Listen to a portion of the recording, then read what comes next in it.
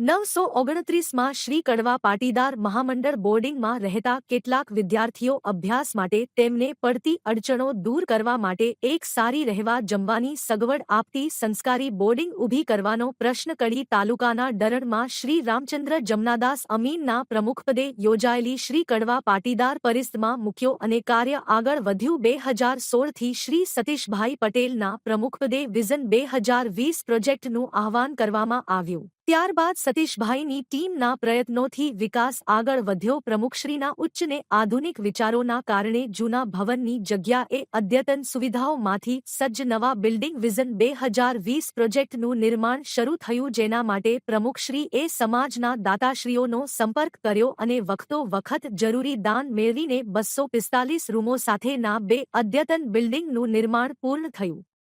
અમીન પીજેકેપી વિદ્યાર્થી ભવનના પ્રમુખ શ્રી સતીશભાઈ પટેલએ જણાવ્યું કે આ અમારી સંસ્થા માટે ખૂબ જ ગર્વની વાત છે કે અમે અમારા વિદ્યાર્થીઓ માટે આવી ઉચ્ચ સુવિધાઓ સાથેનું આ ભવન શરૂ કર્યું છે, જ્યાં વિદ્યાર્થીઓ માટે દરેક જાતની સુવિધાઓ ઉપલબ્ધ છે, જેથી તેમને ભણવામાં કોઈપણ જાતની તકલીફ ન પડે। આ પ્રોજેક્ટનું લોકાર્પણ 7 જુલાઈ 2024ના રોજ શ્રી અમિતભાઈ શાહ, ગૃહમંત્રી ભારત સરકાર તથા શ્રી ભૂપેન્દ્રભાઈ પટેલ, મુખ્યમંત્રી ગુજરાત રાજ્યના હસ્તે લોકાર્પણ કરવામાં આવશે। હાલમાં ભવનમાં 700 અને વધુ 1000 માટે અત્યાધુનિક વ્યવસ્થા ઊભી કરી કુલ 1700 વિદ્યાર્થીઓનો સમાવેશ કર્યો। ડાયાભાઈ પટેલ અહીંયા કેપી વિદ્યાર્થી ભવનમાં ટ્રસ્ટી છું। ખાસ કરીને એકવાર સંસ્થાનો તમે પરિચય આપો તો આ સંસ્થા ક્યારથી શરૂઆત થઈ અને દીકરીઓની સુરક્ષાની શું ધ્યાનમાં રાખી? વર્ષો પહેલાં વડવાઓએ આ એક સપનું સેવ્યું હતું। અમદાવાદ જેવા શહેરમાં એક ભણવા માટેની ઉત્તમ ફેસિલિટીવાળી, સગવડવાળી અને દીકરાઓને જ્યારે પ્રશ્નો થતા હતા ત્યારે એ ભણવા માટેનું એક આ સગવડ માટેનું કેપી વિદ્યાર્થી ભવન 1932માં અમારા એમના સુપુત્ર અહીંયા છે, એમના પિતાશ્રીએ આ જમીનનું દાન આપીને આ સંસ્થા ઊભી કરી હતી અને લગભગ અત્યાર સુધી આમ જોવા જાવ તો ગુજરાતના મોટાભાગના ટોપ ઉદ્યોગપતિઓ, ડૉક્ટરશ્રીઓ, વકીલશ્રીઓ આ સંસ્થામાં કોઈ બી કેપી ભવન નામ આપશો તો બધા જ અહીંયાથી ભણીને ખૂબ આગળ વધ્યા। દેશ વિદેશમાં પણ આનું નામ થયેલું છે અને ખૂબ સારી રીતના આ સગવડ માટે આપણા સૌના આમ તો પનોતા પુત્ર કહેવાય, દેશ માટે સૌનું ગૌરવ છે, પાટીદારો માટે અને સમગ્ર કોમ માટે જેનું ગૌરવ છે એવા સરદાર વલ્લભભાઈ પટેલ પણ આ સંસ્થામાં ચળવળ વખતે રોકાઈ ચૂક્યા છે। એટલે ઐતિહાસિક ધરોહરની આ સંસ્થા છે। સિક્યુરિટી બાબતોમાં આપણે આ સંસ્થા અમે વર્ષોથી આ સંસ્થા બાજુમાંથી તો અગવડ પડતી હતી, કારણ કે મેટ્રો શહેર અમદાવાદ થઈ રહ્યું છે, એટલે અહીંયા ગુજરાતમાં ઘણા દીકરા દીકરીઓને ભણવા માટેની અત્યારે હાલ સંસ્થાઓમાં ખૂબ માંગ છે। તો અમારા સતીશભાઈ, અમારી સમગ્ર ટ્રસ્ટી મંડળ અહીંયા બેઠું છે, એમને બધાએ નક્કી કર્યું 2020 એટલે 2020 વિઝન બાજુમાં જૂની સંસ્થા હતી એ અમે તોડીને આખું મસ્ત જોરદાર બિલ્ડિંગ 2 આખા બ્લોક બનાવ્યા છે। આ દીકરીઓની આપને વાત કરી સિક્યુરિટીની, દીકરીઓની આ સંસ્થા છે, 700 દીકરીઓ રહેશે। એમના માટે જોવા જાવ તો તમામ સવલત છે, હોસ્ટેલ કહેવાય પણ હોટલને પણ શરમાવે એવી હોસ્ટેલ છે, તમામ ફેસિલિટી સાથે, એર કન્ડિશન રૂમથી માંડીને એમની સિક્યુરિટી પર્પઝ, દીકરી અહીંયાથી બહાર જાય તો બી એમના વાલીઓને મેસેજ જાય, આવે ત્યારે પણ થંબ મૂકે તો મેસેજ જાય। જમવાની કોઈ બી દીકરીને આપ બધા આવ્યા છો તો અમે જમાડવાના પણ છીએ, જમવાની ઉત્તમ સગવડ સાથે છે।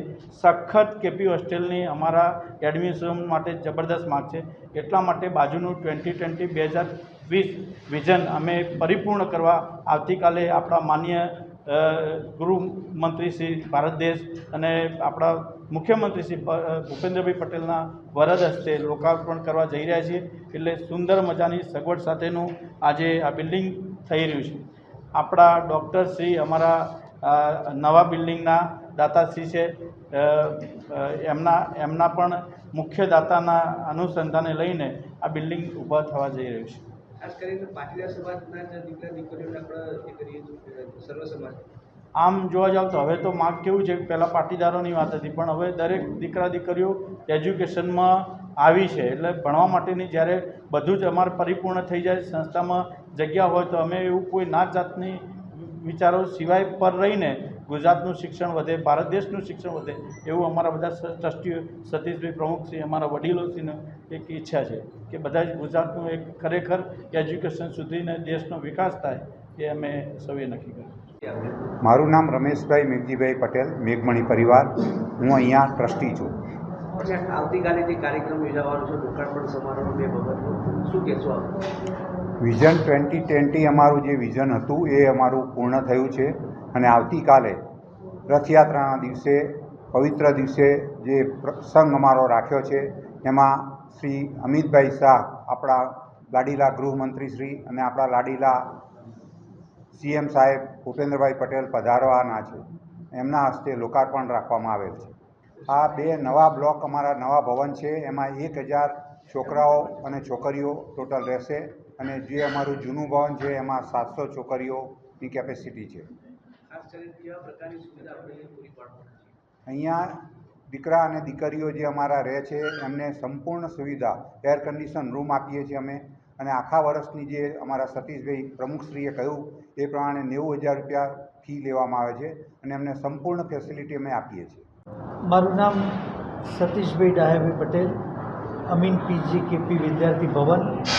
હાલમાં હું પ્રમુખ છું અહીંયા અને આ સંસ્થા આજે સારા કામ કરી રહી છે. સાહેબ, આ ભવનમાં કેટલા વિદ્યાર્થીઓની કેપેસિટી છે અને અત્યાર સુધી કેટલા વિદ્યાર્થીઓ અહીંયા આગળ? આ સંસ્થાની અત્યારની કેપેસિટી 1700 છોકરાઓની છે અને અત્યાર સુધી આ 90 વર્ષની અંદર 40,000 બાળકોએ અભ્યાસ કરવા માટે અહીંયા રહેવાની સુવિધાઓ સતત મેળવેલી છે અને આજે રહે બી છે. રહેવાની સુવિધાઓમાં કેવા પ્રકારના ચાર્જીસ લેવામાં આવે? અહીંયા રહેવાના જે ચાર્જીસ અને રહેવાની જે સગવડો હોય છે એ બહુ જ નોમિનલ ફીઝ હોય છે, જેની અંદર એક દીકરા કે દીકરીને એક દિવસના જે ખાવા પીવા, રહેવા, સાથેના જમવાના અને લોન્ડ્રી સુધી સુવિધાઓ અમે આપીએ છીએ અને એના આ 1 વર્ષના લગભગ એર કન્ડિશન રૂમ સાથે 90,000 રૂપિયા જેટલો ચાર્જ થતો હોય છે.